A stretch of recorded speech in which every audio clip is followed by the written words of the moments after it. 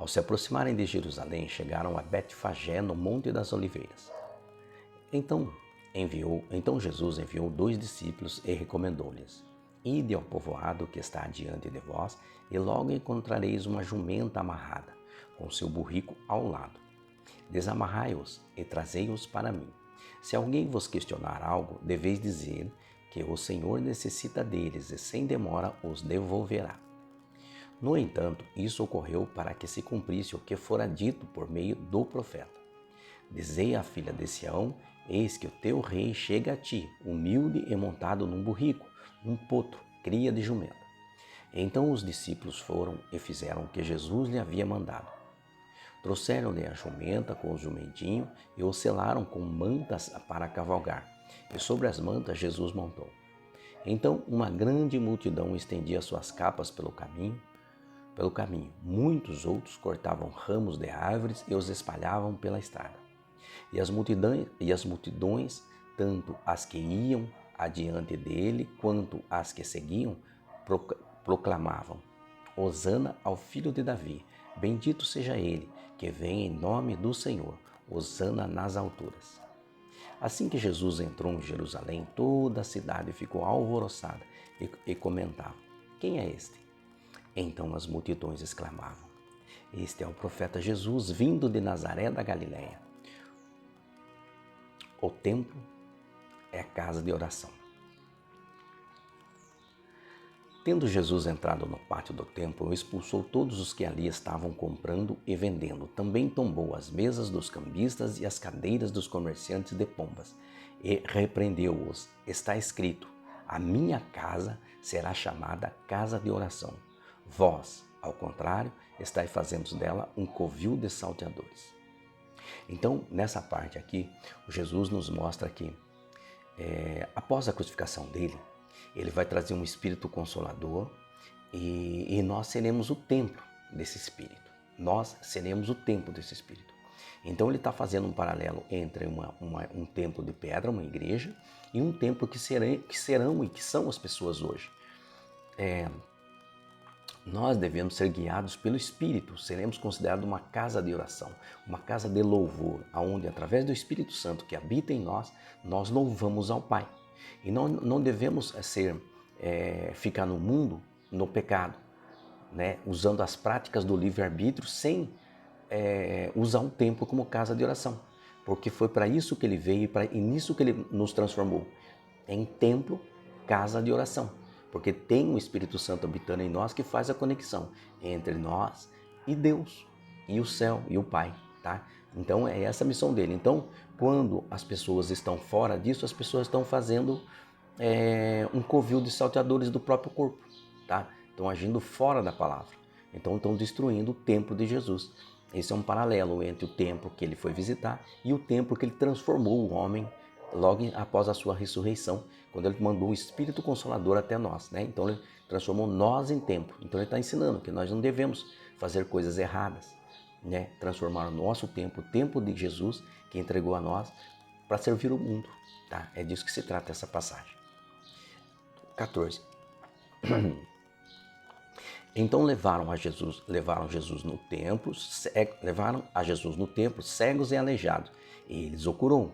Entretanto, quando o chefe dos sacerdotes e dos escribas viram as maravilhas realizadas por Jesus e as crianças exclamando no templo: Hosana aos filhos de Davi, revoltaram-se e indagaram dele: Não ouves o que estas crianças estão proclamando?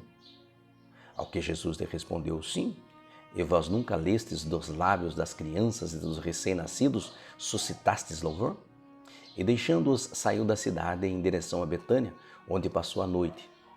A figueira que não deu fruto. Ao amanhecer, quando retornava para a cidade, Jesus teve fome. Avistando uma figueira à beira da estrada, aproximou-se dela, porém nada encontrou, a não ser folhas. Então decretou-lhe: Nunca mais se produzirá fruto em ti. E, no mesmo instante, a figueira ficou completamente seca. Isso é o mesmo que vai acontecer quando você estiver caminhando por esse reino terreno, e você encontrar Jesus e virar a costa para ele e não produzir fruto para Jesus, porque ele veio para fazer você produzir fruto para Jesus. Aquele que virar a costa para Jesus, vai morrer, vai ficar seco nesse reino, porque não vai receber o Espírito Santo, não vai receber a vida eterna e não vai receber a salvação.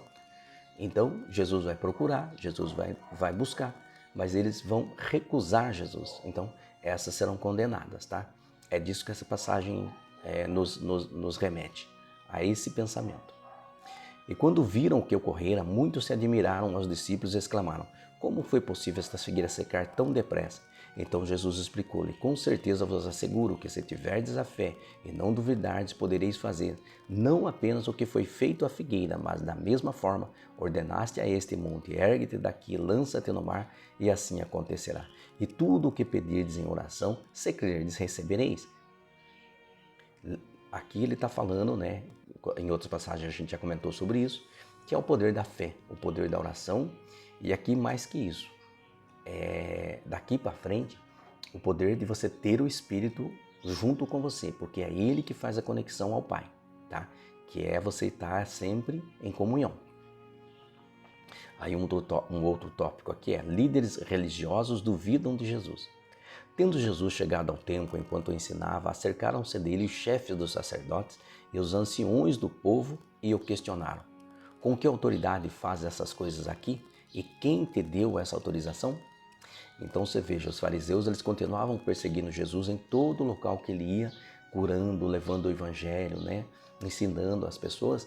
Ele era perseguido pelos fariseus. Então cercaram ele e queriam saber quem autorizou ele a fazer aquilo, né? Jesus, porém, replicou-lhe: eu igualmente vos lançarei uma questão. Se me responderdes, também eu vos direi com que autoridade eu faço o que faço. De onde era o batismo de João? Divino ou humano? João Batista veio batizando na frente dele, antes dele, né? Então ele pergunta: de onde era o batismo de João? Divino ou humano? E eles discutiam entre si, avaliando: se respondermos divino, ele nos indagará. Sendo assim, por que não acreditaste nele? Porém, se alegarmos humano, tememos o povo, pois todos consideram João como profeta. Por isso disseram a Jesus: não sabemos. Ao que Jesus afirmou-lhes: nem eu vos direi com que autoridade procedo. Então aqui, Jesus está nos ensinando como que você vai se relacionar com uma pessoa que te persegue, que tem amarguras, que é contra o teu trabalho e que ainda mente, mesmo sabendo a verdade, oculta a verdade por benefício próprio, para vaidade humana, para se auto-resguardar. Então Jesus está falando: você não precisa manter um relacionamento com essas pessoas. Se elas também não falam a verdade, não entregue a verdade a elas. Deixa elas com as mentiras, porque se é desse modelo que eles adotaram o sistema de vida deles, você não compartilha a verdade com eles, tá? Então deixe de viver a vida deles e você continua a tua caminhada. A parábola do pai e dois filhos. Agora, qual é a vossa opinião? Um homem tinha 2 filhos. Aproximando-se do primeiro, pediu: filho, vai trabalhar hoje na vinha. Mas este filho lhe disse: não quero ir. Todavia, mais tarde, arrependido foi. Então, chegou o pai até o segundo filho e fez o mesmo pedido. Então este lhe respondeu: sim, senhor, mas não foi. Qual dos 2 fez a vontade do pai? Ao que eles responderam: o primeiro. Então Jesus revelou: com toda certeza vos afirmo que os publicanos e as prostitutas estão ingressando antes de vós no reino de Deus.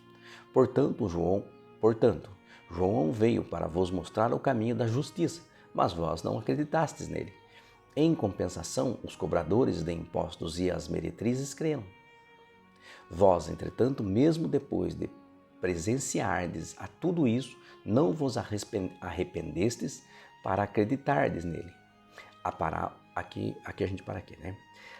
Aí o que Jesus está falando aos fariseus, está falando às pessoas que não seguem? Então eles se propuseram a ouvir a Deus. Então eles seguem as leis de Moisés, né? Eles disseram sim quando Deus pediu para eles seguir, né? Aí eles seguem os ritos, mas agora que chegou Jesus, que era para seguir Jesus, eles disseram não. Ao contrário, os publicanos, as prostitutas, eles não seguem certinho os ritos, né? Eles estão soltos, estão sem seguir. Porém, quando veio Jesus, eles aceitaram Jesus, eles seguiram Jesus. Eles aceitaram o batismo de João, né? Renunciaram aos pecados e aceitaram Jesus. Então, aqui ele está falando, você fala que vai seguir a Jesus, né? A Deus, né? Só que a hora que ele manda Jesus, você diz não. E os outros não seguem o que Deus determinou, mas a hora que vem Jesus, eles dizem sim, né? Então, por isso eles serão recebidos antes dos judeus, que não aceitaram. Agora vamos para a parábola dos vinicultores maus. E mais, atentai a esta parábola. Havia um certo proprietário de terras que plantou um campo de videiras, ergueu uma cerca ao redor delas, construiu um tanque para prensar as uvas e edificou uma torre. Finalmente, arrendou essa vinha para alguns vinicultores e foi viajar. Chegando à época da safra, enviou seus servos até aqueles lavradores para receber os seus dividendos.